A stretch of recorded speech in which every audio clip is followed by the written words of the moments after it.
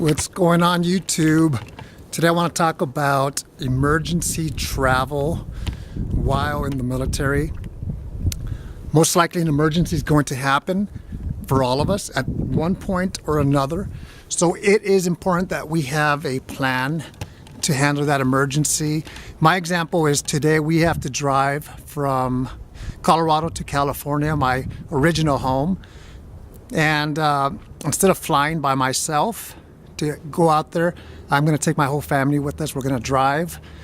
So that's a decision that I wanted to do, which I felt comfortable with. We have some money set aside for that.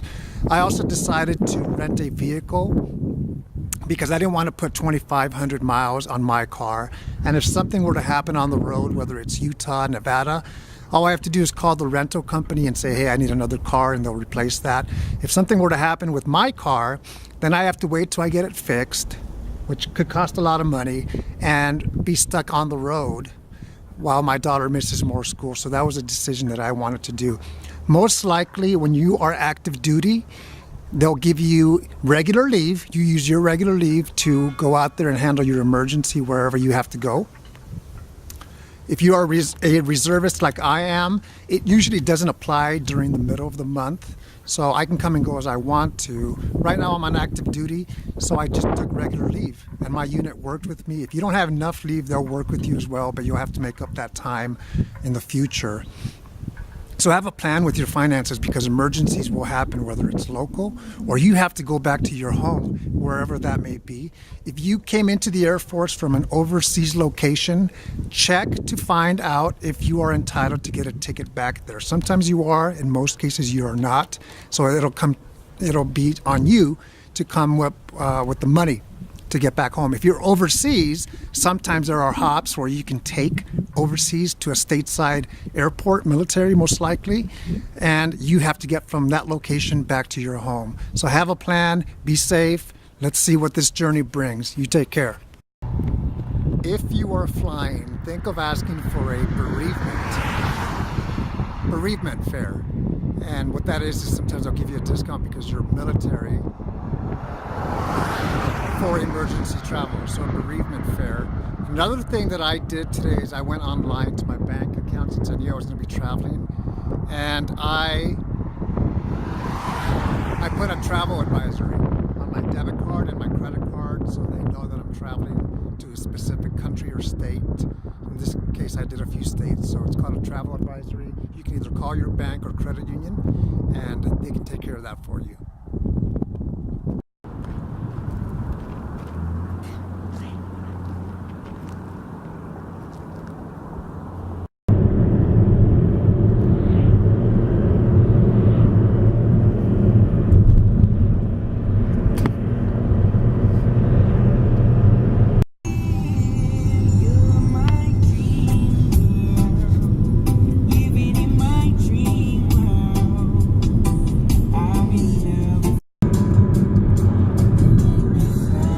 He's paddle boarding.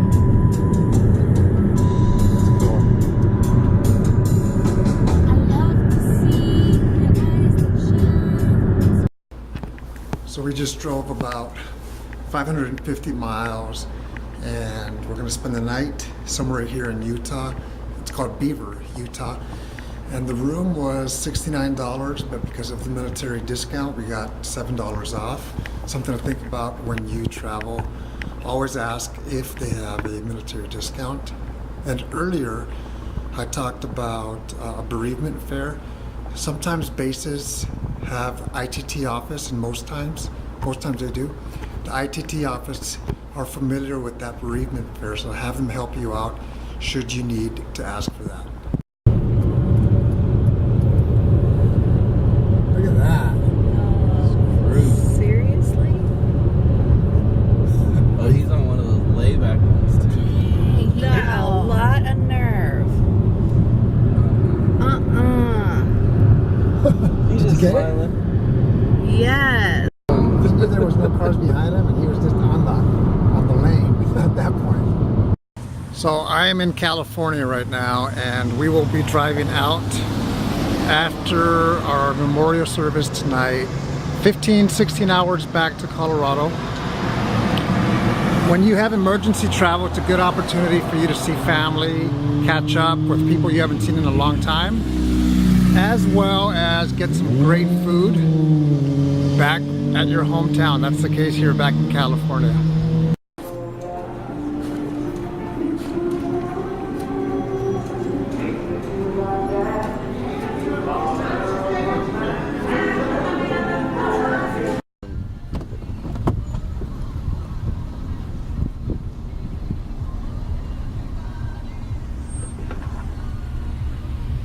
You want your camera? No, thank you.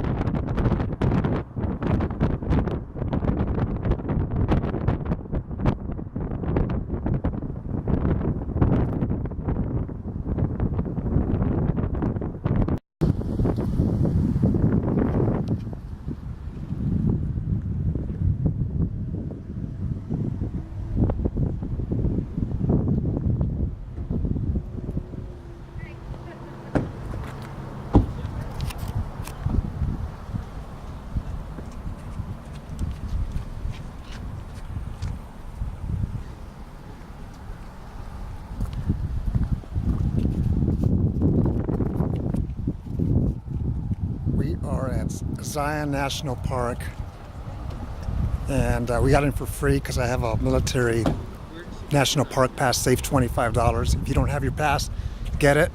When you take emergency travel, if possible, make a road trip out of it and enjoy.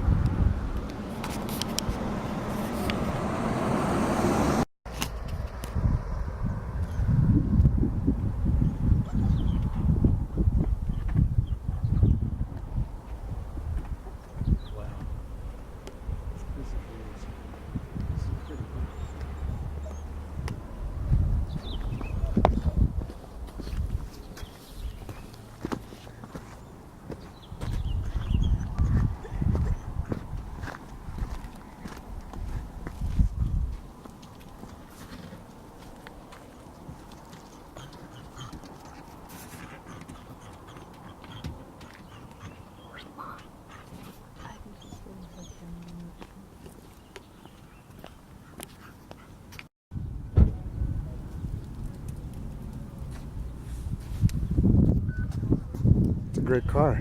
Did you drive that far? 2,200 miles? I sure. I am back home, made it safe with my family. Happy to be home. It was a long drive. Went through Nevada, corner of Arizona, Utah, which is incredibly beautiful as well. Got pulled over by the Utah State Patrol, and he clocked me at 86 miles an hour in a 75 zone. Gave him my driver's license, told him the car was a rental, and gave him my military ID card. He told me, "Oh, I don't need that, but thank you for your service." Walked away, went back to his car, came back, and my son asked me, "How many points will that be on your driver's license?" I said, "I don't know, because the last time I got a ticket was 20 years ago."